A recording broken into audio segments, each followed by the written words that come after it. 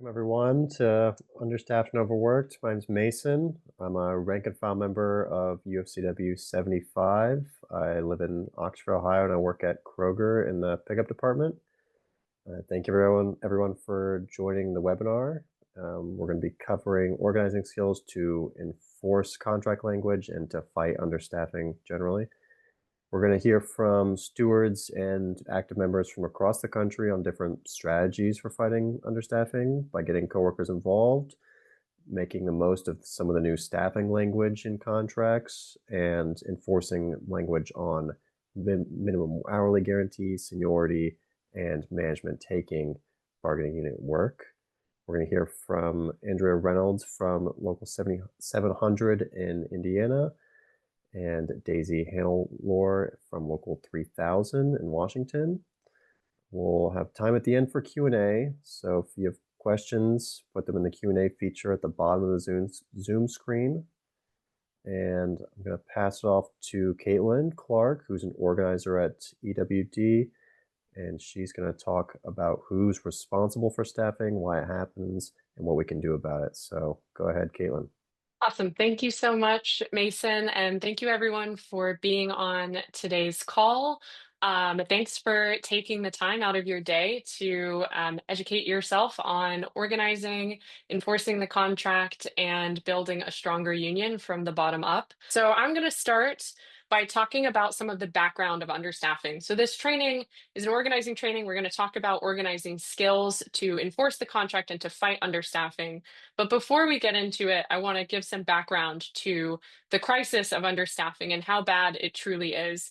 Understaffing is not just in your head.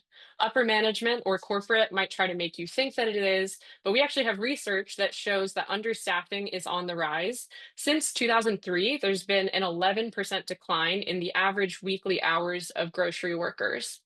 And at Kroger, in just the years from 2023 to 2019, there was a 14% decrease in annual labor hours per store. So from 2019 to 2023, we saw 14% decline at Kroger stores. Stores went from over 210,000 annual labor hours to just 180,000 annual labor hours in the course of a few years. So if it feels like things have gotten a lot worse since COVID, it's not just in your head. We actually have the numbers to prove that this is an intentional strategy being used by the corporate bigwigs and the CEOs to cut labor hours and try to cut corporate costs so that they can put more money in their own pockets. So this has led to a massive labor shortfall for Kroger overall. In the same time period, so from 2019 to 2023, labor demand went up by 7%, but the labor supply went down by 14%. So that means we have a 21% total shortfall in labor hours. Who is responsible for all of this and why is this happening? We can learn a lot about these companies' priorities from where they spend their money. These companies have made billions of dollars in profit over the last few years, but that profit is not going back to the workers or to the stores. It's going straight into the hands of the already wealthy shareholders. Kroger spent $7.5 billion on share buybacks compared to less than $1 billion on investment in worker wages. Share buybacks, if you don't already know, are basically a way to transfer wealth from the company to individual owners of shares of the company. So these multi-billion dollar buybacks happened right after the Kroger Albertsons merger was defeated, as a way to keep their shareholders happy. At Albertsons, they invested $800 million in lower prices for shoppers, $800 million in higher wages for workers, and $2.3 billion to wealthy shareholders through dividends and share buybacks. So we know that there's an understaffing crisis in the stores. What does that actually mean for people on the job and for customers? Who's paying the price for understaffing? It's not the corporate bigwigs at the top, the people that are getting the share buybacks and the stock dividends. It's when stores are understaffed, it's the workers that pay the price. And I'm sure you don't need me to tell you this. But a Harvard study from last year found evidence that workers were more likely to be bullied by customers and treated without respect when a store is understaffed and when the store overwhelmingly uses self-checkout. They saw that theft went up by 65% at stores that were understaffed and using self-checkout. And these reports of disrespect and bullying of workers more than doubled in stores that are always understaffed versus those that are not. At understaffed stores, you can expect to see higher rates of theft, assault, and aggression towards workers. There's also a higher likelihood of injury because workers are rushing around the store to get their work done. And when you work faster and do the same motions over and over again, you're much more likely to injure yourself with repetitive motion injury. With less labor hours, this also means more members are going to struggle to make ends meet and to pay their bills, while hours get cut from full time to part time, or workers who are trying to move up to full time find that they can't get enough hours. Finally, you're also more likely to see unsatisfied and unhappy customers who are upset that they're not receiving the customer service workers want to give them if they had the time. And when customers are unhappy, your experience on the job can be unhappy. They're maybe more likely to be verbally or even physically abusive towards workers in these conditions. So we know that there's this massive crisis happening in our stores. What can we do about them? The important piece of today's webinar, the most important piece of today's webinar is to remind you that you are not powerless to fight understaffing. Every single contract in the UFCW is different. Some of them may have similarities, and some of your contracts may have all of the protections that you see listed on the screen. Some may only have a few, some may have none. Most contracts will have minimum hourly guarantees on either a daily or a weekly basis. So the minimum number of hours that a worker can be scheduled coming in for a shift for the day, maybe it's 4 hours, maybe it's 6 hours, or a weekly basis. So the minimum number of hours that a part-time worker and a full-time worker can be guaranteed to be scheduled per their contractual obligations every week. So maybe that's 24 hours a week. Every contract is different, so look closely at your contract and make sure that you have a copy of your contract. You can request a copy of your contract from your local union leadership. And if you have trouble getting a copy of your contract, which is your legally protected right, contact Essential Workers for Democracy and we can help you get a hold of it. Most contracts will also have deadlines for management to post schedules by a certain day and time. Almost all contracts will have some form of seniority rights, meaning that when people get called in for extra work, the members who have been with the company longer should be called in first. Contracts will also have some restrictions on management doing bargaining unit work, and we'll talk a lot more about that in just a second. And finally, if you're a member in California, Colorado, or Washington, as well as a couple of other states that bargained new contracts this year, you may have one new staffing language in your contract this year. Other states and locals, again, might also have new staffing language that they won in recent contracts. But wins in these contracts include establishing joint labor management committees on staffing, shift filling programs for dropped shifts, and establishing self-checkout ratios. So as a reminder, every contract is different. So this is not a one size fits all answer. A lot of the things that we'll talk about in this webinar may apply to people with certain contract language, but might not apply to you. So make sure that before you do anything, you are familiar with your contract, you know what's in it, you've read it cover to cover, and you understand it. You can use Essential Workers for Democracy's contract comparison tool at contracts.ew4d.org to see how your contract stacks up to others. We've collected dozens of contracts from across the country to compare wage rates, to compare the paths to top rate, and other benefits that come with the contract language. We're still working on the tool and we're expanding it as we go, including to start including minimum hourly guarantees and more information on staffing. So this tool is in 1.0 form, and we hope to have 2.0 form for you all soon. And if you don't see your contract on the comparison tool, you can click a link at the top of the page to send us a copy of your contract so that we can upload it to the comparison tool and include it in our open source resource for all UFCW members to compare their grocery contracts. One thing to note about this comparison tool is cost of living in parts of the country can vary, as you all know. And we are not necessarily trying to say that one contract is better than another. It's really just a resource for members to be able to see where their contract stands in relation to other contracts across the country, and to fight for more unified contracts with greater coordinated bargaining and a national bargaining table. Did you know that if you work full time, so 40 hours a week for 50 to 52 weeks a year, skipping your 10-minute breaks is the equivalent of giving up 87 hours of free labor to the company every single year. That's more than 2 weeks worth of paid work that you're giving away to the CEOs for free.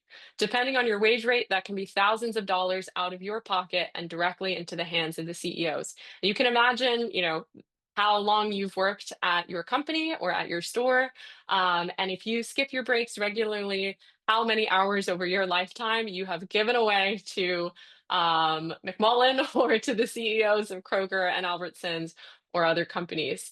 So it's really important to take your breaks, and it's really important to enforce the contract because these breaks, although they seem small, they add up to full-time jobs. They add up to hours and thousands of dollars out of your pocket and out of your life that goes straight to the CEO. So, first, we're going to talk about management taking bargaining unit work. And I have Andrew Reynolds, a shop steward from Local 700 in Kokomo, Indiana, here to help us out. Andrea and hundreds of her fellow union members across Indiana got together to vote no on a bad contract not once, but twice this year when members saw a subpar agreement with wage increases that didn't keep up with inflation. They didn't despair, although maybe a little bit. They got organized. They rejected their contract twice in a row and they fought for more through organizing rallies, workplace actions, and petitions. Today, Andrea is here to help talk us through what to do when management does bargaining unit work. So, welcome, Andrea. Thank you so much for being here. First, would you just like to introduce yourself to everyone? Hi, everyone. I'm from Indiana. I've worked 27 years now at Kroger. I'm a backdoor receiver. Um, we recently just started, and within the last few months, like Caitlin said, our reform movement. We're very excited. We're going to try to change the culture in our union and make our working conditions better. Yeah, it was, pretty disparaging at first. You didn't think you were getting anywhere, and then people just started feeling the same way and talking, and here we are today. And Andrea, can you first explain why management doing bargaining unit work is not helping, even though it might look like it is? Well, not only does it take hours and money away from us members, it gives the company the impression that we can get the job done without the help of the members. And that's not accurate. We are struggling in our stores daily. And when management's doing our work, it, you know, makes it seem like, oh, we don't have to schedule that person because they're getting the bread thrown up there, or they're able to pick trolleys, no problem. So, and not only that, the company agreed to this contract. So they should be paying us to do those jobs. I mean, if they didn't want us to do those jobs, then they shouldn't have agreed to these contracts with us. What is the first thing that an active member or steward should do to prepare themselves to enforce this part of the contract on management working? Reading your contract, making sure everybody has a copy of the contract and understanding it. It surprises me how many people have never read the contract. They don't know what things mean. And if read your contract. If you have questions, talk to your steward, talk to an employee who's been there for a long time who kind of knows the ropes, or talk to your union rep, as much as it might be hard to get a hold of them. But interpreting the contract, they can help you do all that. And really quickly, can you give us a refresher on what is bargaining unit work and how do we know when management is doing it? Um, Bargaining unit work are tasks that you guys should be doing: picking trolleys, stocking shelves. Now, there are going to be some gray areas where, you know, an act of God happens, or they've called every employee in the store to see if they can come run a truck. then management can jump in and do it. But for the most part, everything in the middle of the store is our work and our work alone. Here's an example from Andrea's contract. So Andrea's contract in Local 700 has a specific clause that specifies that members can get paid for the amount of time that management takes bargaining unit work for at least 1 hour. So even if management is doing union work for just like 15 or 20 minutes, you could file a grievance and you could win your hourly wage at minimum. So keep in mind that every contract is different. Your contract might not have this clause, so read your contract carefully. I would recommend looking for Article 2, which usually describes some of this, and then going through your contract for any other articles that might cover things like management work. So in Andrea's contract, this was under a section called Section 9.2, and the title of it was management work. And if you don't have this kind of contract language where you can get paid for filing a grievance on management taking bargaining unit work, it's something to consider for the next time that you bargain a contract that you may want to think about fighting to add more language around getting paid when you file grievances on this issue. Andrea, let's say you see a manager taking bargaining unit work or doing bargaining unit work. What would be the first thing that you? Um, my first step, if I actually see them, but they don't try to do it around me because I'm the steward and I'm kind of stuck at the back of the store. But if I've seen them, I ask them, can we call somebody in to do that?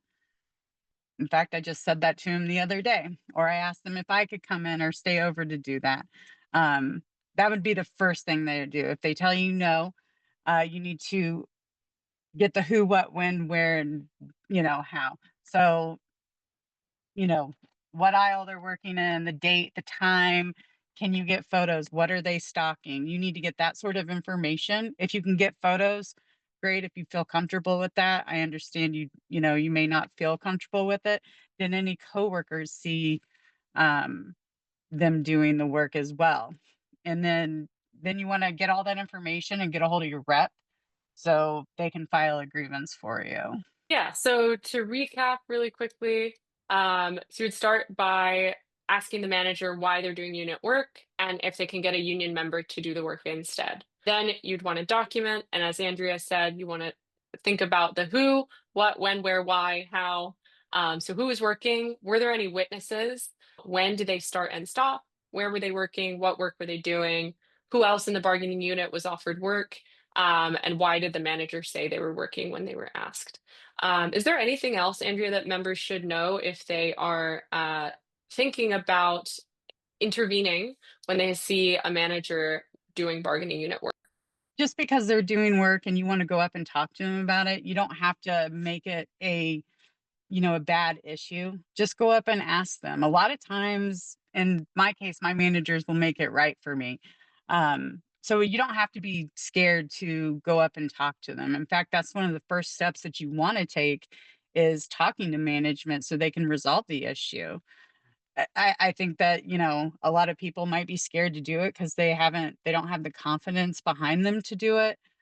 But really, it's, as long as you keep it simple and to the point, you should be fine. Yeah, so get with your steward and your union rep, tell them what happened, and share your documentation if the issue hasn't been resolved just by talking directly to management. If you're a steward, you might be able to settle the issue with an informal meeting. But if the violation isn't fixed and it's continuing to be a problem, you can file a grievance with your union rep as long as you're within the grievance time limit that's outlined also in your contract. Andrea, could you maybe give us a example of how you might approach a manager if you saw them doing bargaining unit work? I know you had mentioned a couple days ago that this kind of just happened, like you just went through this. So for someone who's never done this before, they might be kind of scared. Maybe it'd be helpful to see what that looks like. Yeah, last week we had they were putting up shippers and they spent quite a long time putting up shippers. And came in the next day and I was like, oh, there's no shippers back here. That's weird. And my manager was like, yeah, I put up a bunch of shippers. And I was like, well, what about me? I would have, you know, stayed over for you.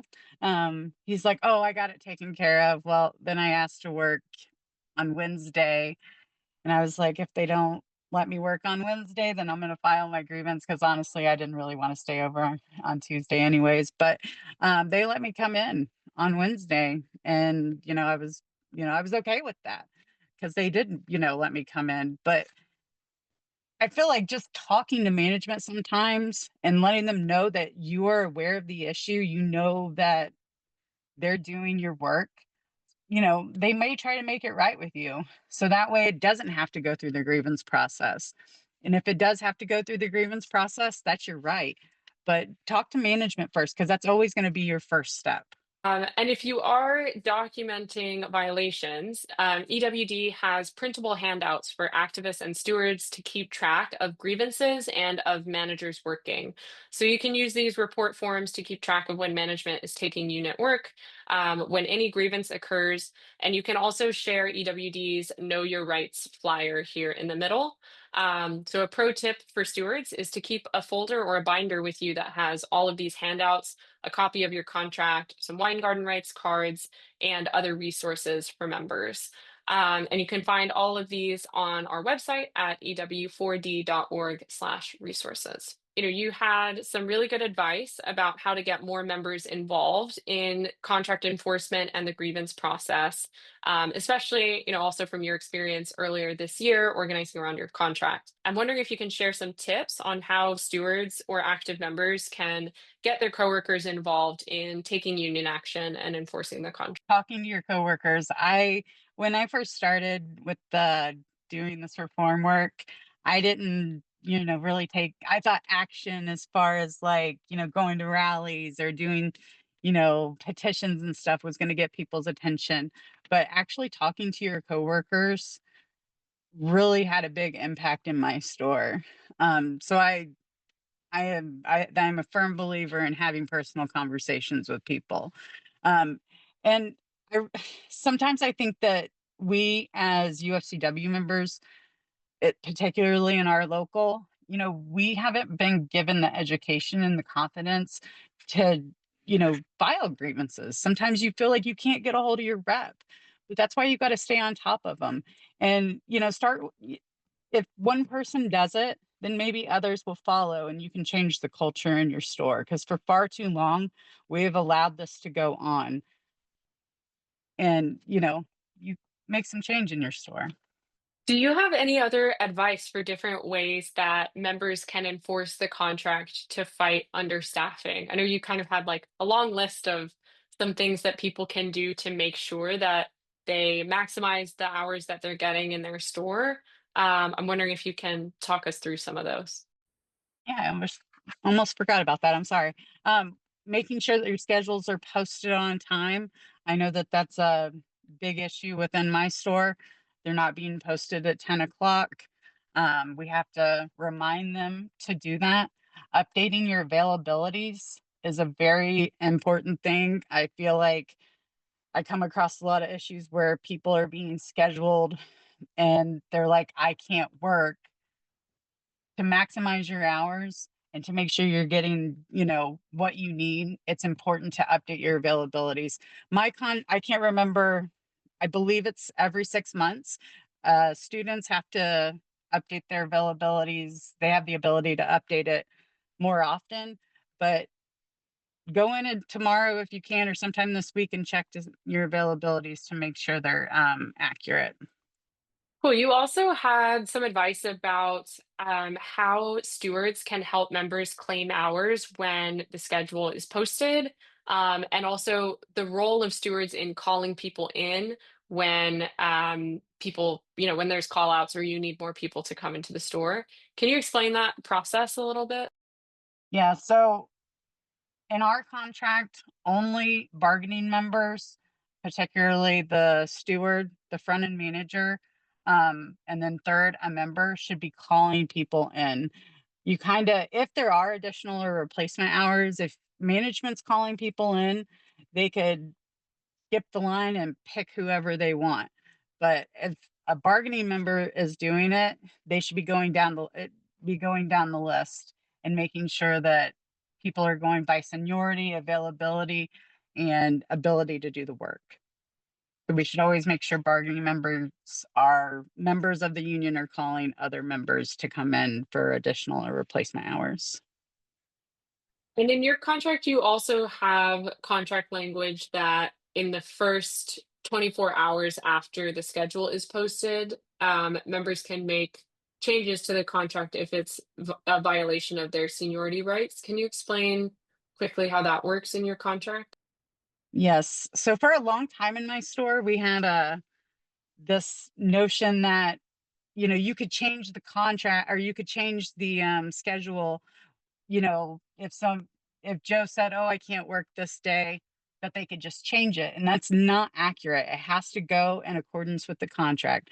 So if somebody has to, in order for the schedule to be changed, it has to fall within the contract. So if somebody got more hours than me, I can go and make a claim. I just can't say, "Oh, I can't work, so we need to change the schedule." And you have to do that within 24 hours, and the schedule should be posted at 10, but I'm not sure if everybody else's contract is like that. So, some other tips for involving your coworkers in enforcing the contract, filing grievances when necessary, and making sure that management is not getting away with taking bargaining unit work. You can start a store group chat that doesn't include management to share information and document violations when you catch management doing bargaining unit work. You can ask coworkers to sign on as witnesses if you file a grievance, file group grievances whenever possible. You could even start some friendly competition where whoever can document the most supervisors working violations wins a small prize. And you can educate coworkers about their rights. Ultimately, we want to make it fun and make people feel good and supported if they do want to enforce their contract. Or if they do go forward with filing a grievance, we always want to be thinking as organizers about not just can I file a grievance, but can I get more of my coworkers involved? Can I help build the union and build the culture of unionism and solidarity in our store by getting more people involved in enforcing the contract? We had a member who submitted a question ahead of time via email, and they wrote us that they have sent numerous pictures along with the time and date they were taken, the title of the manager involved, management sweeping the lot, cleaning up spills, etc., to their union rep. And after the first picture, the rep asked for more proof, so they sent more photos. They said, "I've since sent my rep 4 more pictures and I haven't heard a word back. What else can I do?" Um, Andrea, what advice would you give to this member if they've been documenting the violations, but they haven't heard anything back from their rep? Um, this is actually very funny because I just kind of had something similar happen today. Um, so if you're having problems, get a hold of your rep. See if some of your other co-workers will do it for you. I've learned that if more people reach out to them about the same problem, they have to respond.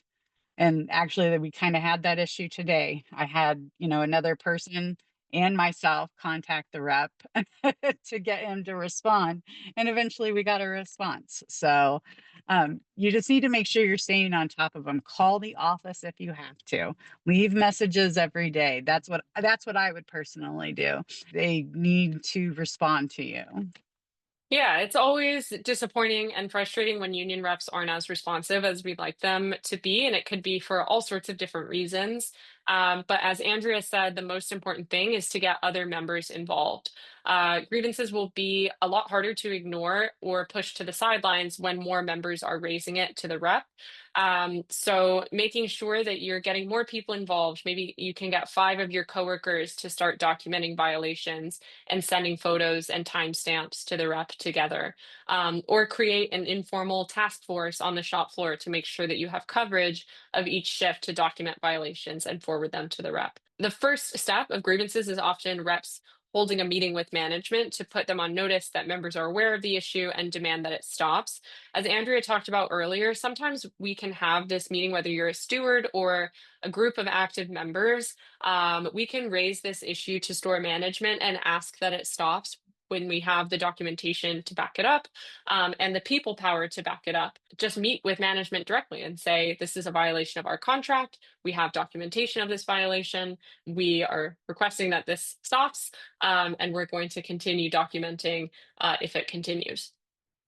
So can a small group of members agree to go with you to request this meeting and attend this meeting when it happens? Can you involve your steward and get more people engaged in taking on management? And as Andrea mentioned, it doesn't have to be confrontational. It doesn't have to feel scary or negative or feel like you're chewing out your management. You can approach them in a respectful and calm way and present your documentation and ask that the violation stop.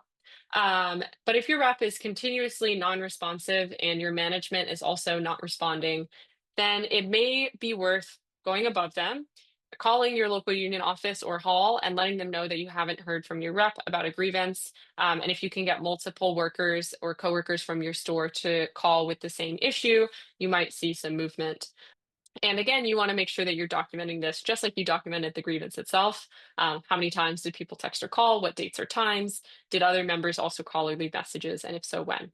But the most important lesson of this is just making sure that we get more members involved and that we don't act alone. Andrea, did you have any last comments or things that you would want to share with folks about enforcing this aspect of the contract? Maybe tips for stewards or any final pieces of advice for people? I'm just going to reiterate the same point. We're going through tough times right now. We're not, our contracts weren't the best.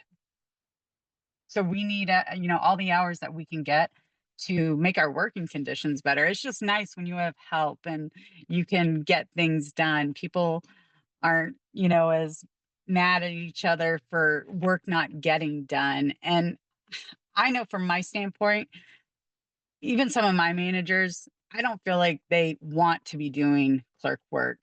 So maybe, if we file grievances, they can do their work and we can do ours. And it will just make everybody, happier, and we can have better working conditions and, make more money. Awesome. Thank you so much, Andrea. We're going to move on now, but everyone, please give Andrea a big hand for her great advice and awesome work as a steward and a shop floor activist. Some contracts bargained this year won new staffing language that attempts to address the staffing crisis head on. So today we are also going to be talking about making the most of this new staffing language if you have this in your contract. Again, every contract is different. Your contract may not have this, so make sure that you know your contract well and know what applies and what doesn't. The staffing language might not be 100% perfect, and really the staffing language is only as strong as members' ability to organize around it. The contract language may include things like joint labor management meetings, shift filling pilot programs to reduce unfilled hours, and self-checkout ratios. A lot of this new language is in the form of what we call memorandums of understanding or MOUs, which will normally get attached to the beginning or the end of a contract. So if you don't see it in the articles in your contract, look at the beginning or the end of the file of your contract, whether it's online or in person, for MOUs. So this is an example of some of the staffing language that was won this year, which establishes a requirement for the employer to take into account the operational needs, customer volume, and seasonal fluctuations, et cetera, when making staffing decisions, and that the employer is now held to a reasonable standard of reasonable staffing levels, maintaining reasonable staffing levels at all times. But what that looks like will really vary depending on members' ability to enforce this language. So a lot of the joint labor management meetings depend on work that happens outside of the meeting on the shop floor. The power of joint labor management meetings really comes from the power that we build on the shop floor between workers every day. Joint labor management meetings don't have the power to do much unless members are organized to fight for change and put pressure on management. Management will try to make these meetings into collaboration efforts between the union and the boss, but workers should not get tricked. This is an organizing opportunity, not a kumbaya moment to have with management. You can make these meetings and these committees more militant and more powerful by enforcing the right to choose representatives without interference from management. So, not having management pick their favorite person from the shop floor, having elections for who gets to be on these committees, or having some other democratic way to decide the representatives from the union side. Also, maintaining and protecting the right to caucus in meetings, which is basically your right to step outside and deliberate amongst yourselves without management if there's a particular issue that needs to get settled, to hold meetings before and after the committee meetings so that you can plan and debrief, and getting as many members as possible involved in activity. I'm going to pass it over to Enrique, my fellow EWD organizer, and Daisy Hannelore, a shop steward in Local 3000 in Seattle, Washington at Fred Meyer, which is a Kroger company. Daisy, would you like to start just by introducing yourself? Hi, I'm Daisy Hannelore. I'm the shop steward over at Benson Plaza Fred Meyer, and we're doing a lot of really great work there. I came from a Costco 22 years, walked out, decided I wanted to do something different with my life. I wanted to step up and be a voice for the workers in stores. Awesome. I'm really glad you're able to share your experiences today, Daisy. So let's start off. You're a member of the Master Safety Committee. The Master Safety Committee is another kind of joint labor management committee, right? Like the staffing committee. In some locals, the staffing committee may be a part of the safety committee because staffing is a safety issue. So can you start by telling us how you use the safety committee to organize with your coworkers around safety issues?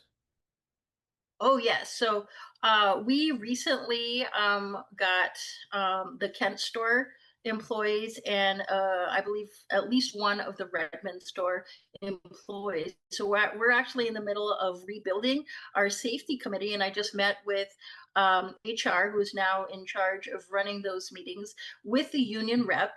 And they should be posting sign up sheets probably Thursday or so to gauge the interest and maybe add some more new people to this upcoming safety committee. I'm really excited about that.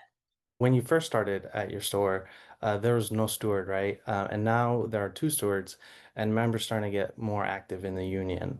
How did you turn things around? Oh, yes. Well, I came into that store with the idea that I was going to be chef steward. And from day one, I was in there because that was the grocery store that I used to shop at. And I saw the situations and I saw what was going on. And I said, this is it. This is my opportunity. I'm going to make a difference. And so usually on my days when I first start, I get there like an hour early. I walk the floor. I see who's working. I ask them, hey, do you guys have any like situations you want to talk about? I'm actually going to be here until this time. And I make sure that any new face that I don't recognize, that I go up to them, introduce myself, let them take a screenshot of my personal phone number, give them the union reps number if they need to call, and let them know because I only live like 3 minutes up the road from the house. If they want to call me, and I've had phone calls at like 9:30 at night, and I wake up at like 10 o'clock, and I'm like, oh, I'm gonna call you back, and really got that situation moving for the next morning. You know, there was a lot of union suppression at the store when I first got there from management, and there was a whole lot of fear with the workers. They didn't want to come forward. They didn't want to make waves. They didn't want to get in trouble for bringing a situation to light because they didn't want retaliation. And retaliation is illegal. However, it doesn't mean they're not going to try and do it. You just got to have strong folks to call them out and say, what are you doing, and hold them accountable for when they try to retaliate. But we had a bully boss, and I think that was one of the turning points at that store, is when people started coming to me and trusting me enough to fill out like concern forms, reports, documentation, and it took a while, and we had them removed from the store. So what Mhm. advice would you give to other members who don't have a strong steward or current stewards that aren't very active? Well, I'm very close to another couple stores, and there's actually a rank and file member that will come to my store and be like, "Hey, this is happening at my store. Can you get hold of the union rep for me?" Yeah, absolutely.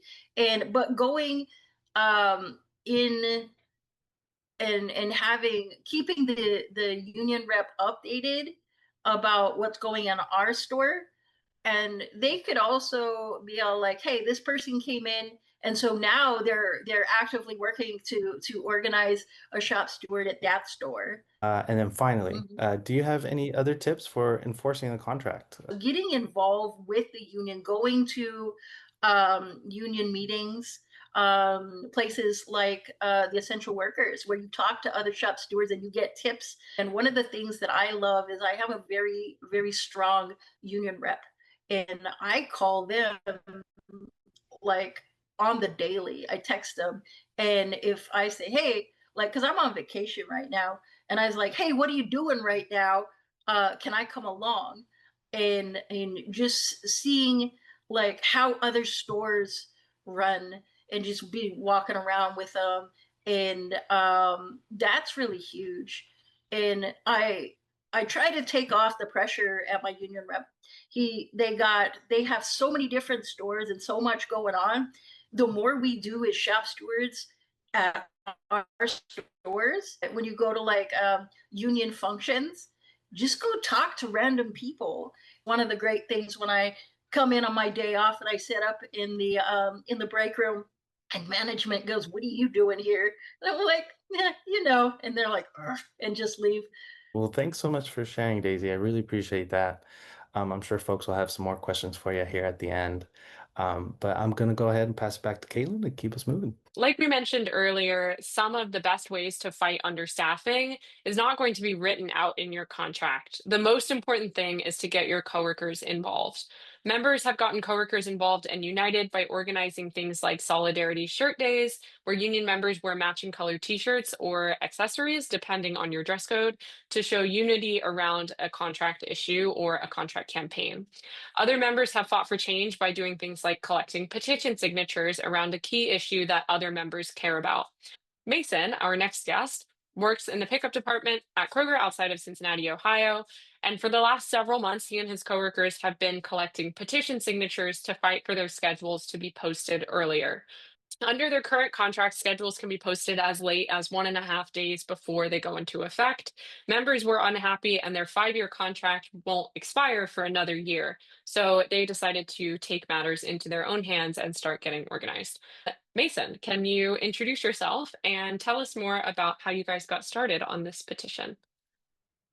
Yeah, so my name's Mason Wiss. Like Caitlin said, I work in the pickup department outside of Cincinnati. And this started really with partly my own personal experience, right? Where the schedules come out for the next calendar week at Friday at 3 p.m. And, I'll try and plan events with family, or my friends will even ask me if we're doing things on Saturday night. And I can be reasonably confident that I'm going to work on Sunday, but maybe I'm going to work on Sunday at 4 or 5 a.m.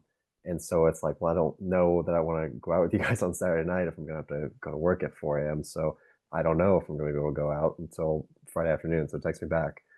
Um, but then also I had noticed that I wasn't the only one with this issue. And so just talking to coworkers about it, it seemed that other people were also frustrated with this and had problems planning things.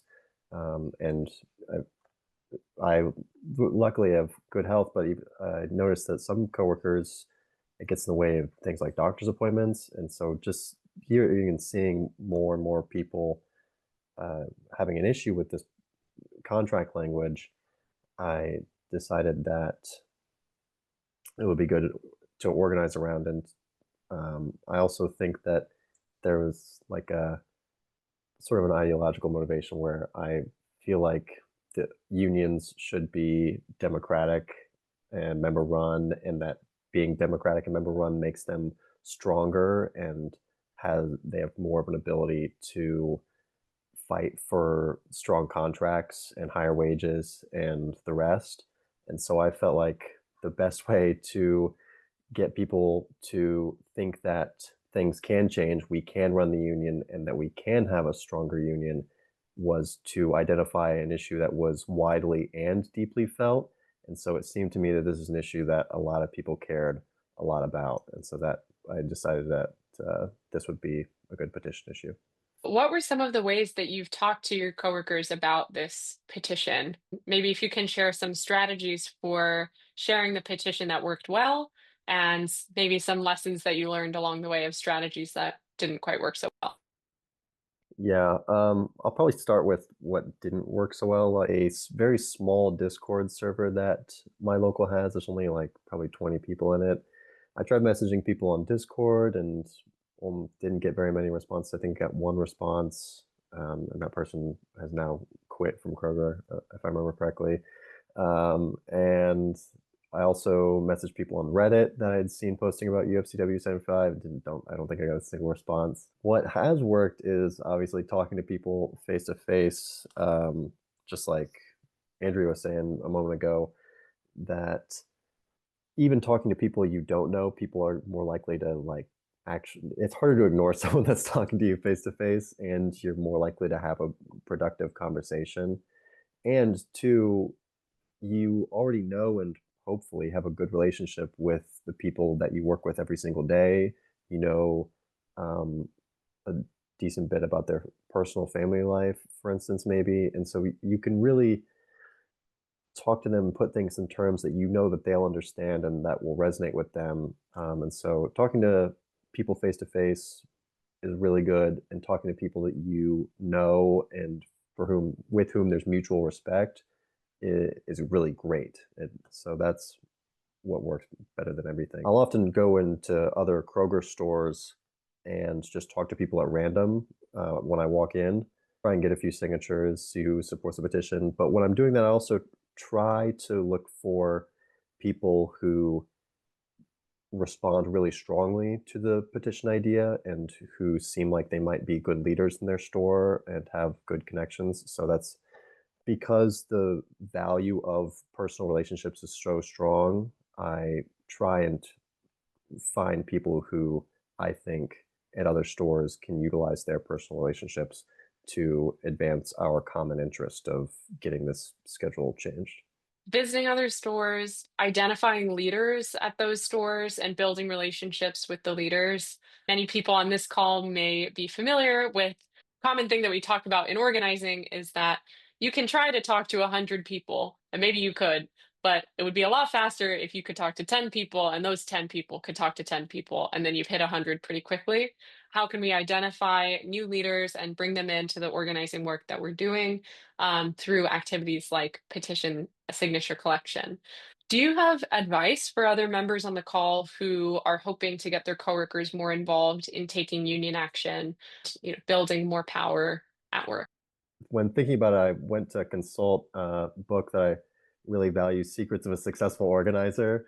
Labor Notes has been such a valuable resource to me, and Secrets of a Successful Organizer is, of course, the best practical advice for how to organize for a democratic union.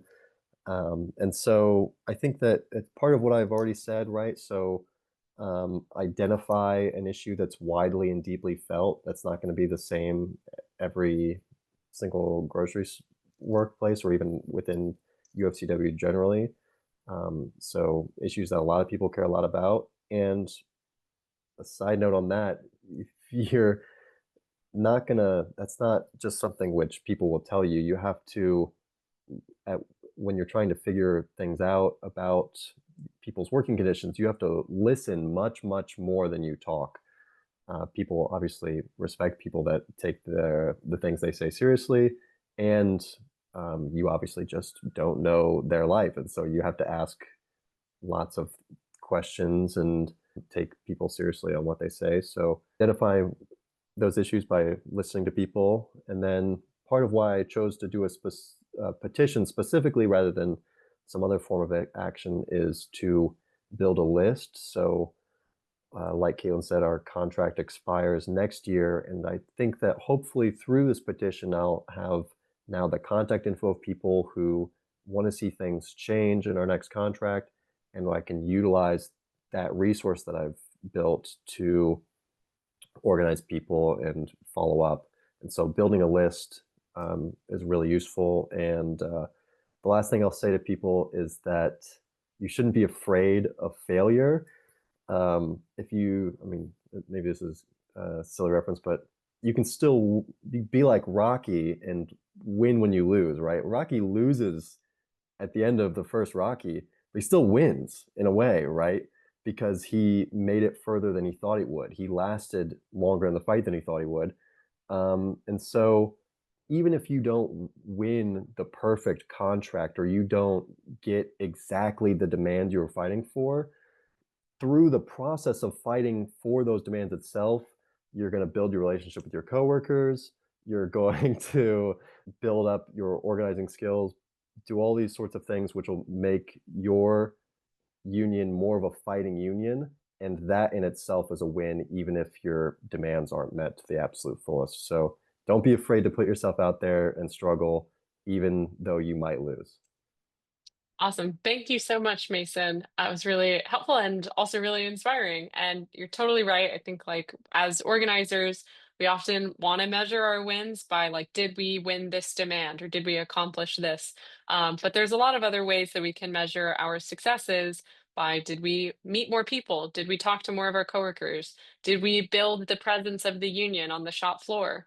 And I think a large part of what today's training is about is kind of focusing in on those issues and how we can do that more. Other pieces of advice for getting coworkers involved: hold 10-minute meetings in the break room, either before work, after work, or while members are taking breaks to discuss hot contract issues. So Daisy mentioned that sometimes on her day off, she'll come into the store and just sit in the break room and see who's available for a quick chat. It's a great way to get members involved and to build the presence of the union as a steward or as an active member that wants to see a stronger union in your store. Let coworkers know ahead of time, face to face, that you're having a 10-minute meeting. And don't be scared to start small. It's okay if your first meeting is only 5 people or only 3 people. But with each meeting, more people will hear about it through word of mouth. You'll start getting the ball rolling, and eventually you'll reach a larger number of people. You keep the agenda short and focus on one topic per meeting, so don't be too ambitious. Bring a sign-in sheet to keep track of who attended and make sure you're also taking down their contact information so that you can follow up with them and build a list, like Mason said. Ask everyone who comes to the meeting to bring 1 or 2 coworkers to the next meeting, and give everybody at the meeting an opportunity to speak, ask questions, and share their experience with an issue. So that could be talking about enforcing management working contract issues, or enforcing other kinds of contract language or problems that have come up in the store recently. Another way to get coworkers involved is to make a Know Your Contract flyer that explains a specific contract issue to make sure that everybody understands it well. Do convert legal contract jargon into plain everyday language. Oftentimes contracts can be kind of hard to read because they're written by lawyers, not by everyday rank and file members. So making sure that we make the contract as easy to read and clear as possible.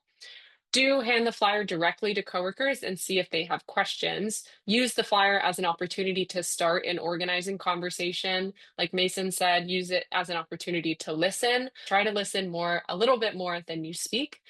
Do pick topics that come up in grievances or issues frequently, and don't leave the flyer on a break room table or bulletin board because it will most likely end up in the trash. So use it to talk to people directly. Don't just put a stack in the break room and hope that people pick it up. Some other tips: you can distribute Essential Voice, which is EWD's quarterly print newsletter, to boost engagement with union activity at your store and share stories from rank and file members across the country, just like you and just like everyone on this call. Actually, our cover story from our summer fall issue was written by Andrea herself about the Local 700 campaign. You can order a bundle of Essential Voice to distribute among your coworkers. at bit.ly/e-voice4. It's also on our website through our store. It's a really great way to engage members, even if they don't have time to show up to a meeting outside of work, or they're a little bit shy and they're not quite ready to be troublemaker. Just exposing them to the stories of other rank and file members that are fighting for a stronger and a more democratic member-driven union in all parts of the country is a really good way to boost some engagement with union activity. Another thing you could do is to support EWD and buy a t-shirt. You can buy a shirt at our website, which is ew4d.org/store-1. These webinars are possible in part because of donations from everyday rank and file members like you. So our first question comes from Brian. He asks, if someone calls out from work and management doesn't try to call off an employee, how would you respond to that? Those hours were allotted to your department and they should be given back to your department. So if they weren't used on that particular day, why not throw those hours on another day for somebody to use, and maybe your day will be a little easier. So yes, I think that is part of the understaffing crisis, because people will call off and management will be like, oh, well, we don't need them. But we need all the hours that we can get because we're already understaffed. Our next question is from Sherry. Sherry says, in my store, they post a sheet from the safety meetings and who was there. However, I've noticed that most of the time they just pick and choose who to put on the list of attendees, and not always are the workers actually involved in the union or on the shop floor. What can we do to make them actually involve the workers and not just management? What I believe you could do would be walk around the store and like take pictures of safety hazards as you see them, and then go up to your managers and be like, hey, there's something going on over here. Did you like want to handle it and take care of it? And when they don't, report it to your union rep, but also go back and take a picture and take a picture and take a picture, and then go to your coworkers and be all like, hey, did you know this is happening? And I said something about this, and they're not doing anything about it. We need to get on the safety committee and really motivate the other workers in there. Maybe it's a broken pallet jack or a ladder, or like understaffing, or maybe a bully boss. If you like inspire the workers to say, oh yeah, I have seen this too, and then you could motivate people to come up to the and say, I want to be on the safety team, instead of having the store managers putting like department leads into it. Basically, yes, people. Was there any problems? Nope, we handled everything. But when you actually bring the documentation to them, they're like, hey, there are things that we could fix here.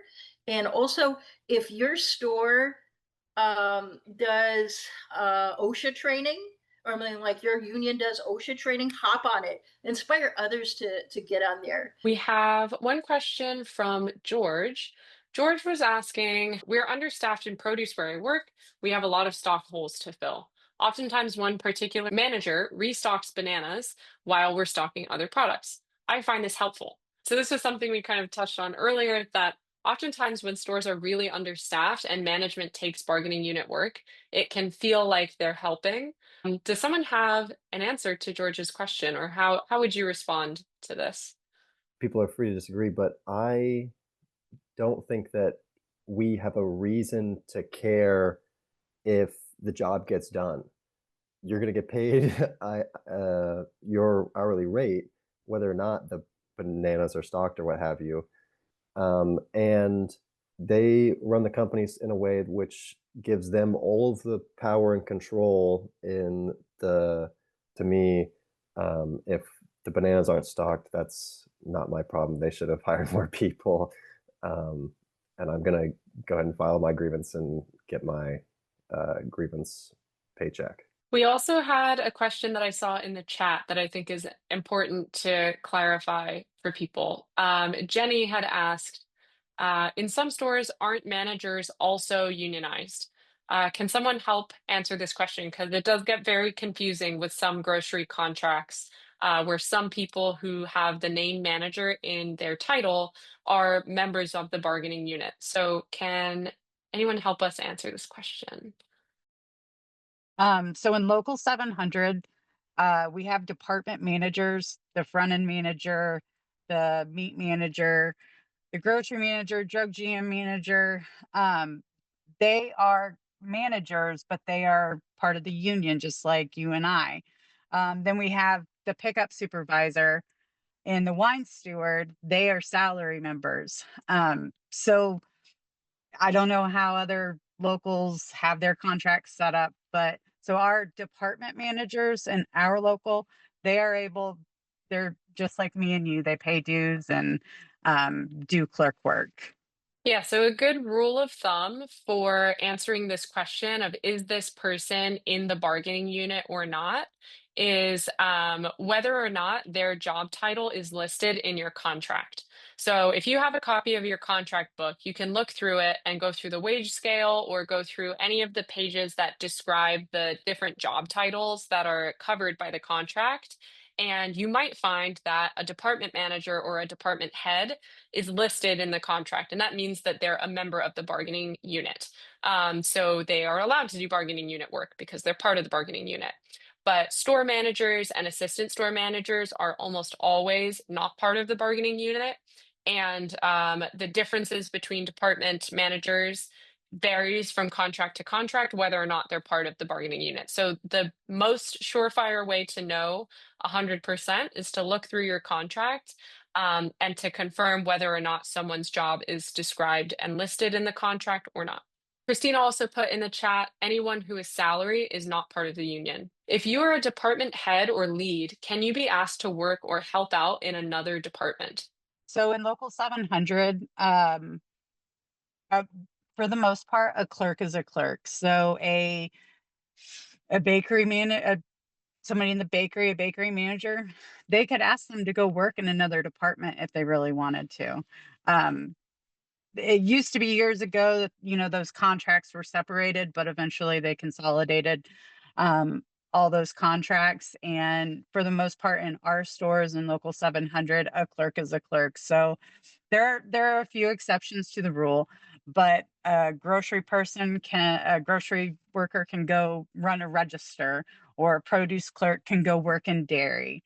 So yes, in Local 700. Now, I always say read your contracts, but that's the general rule of thumb for us. Yeah, so as people are saying in the chat as well, read your contract because it could be different for everybody.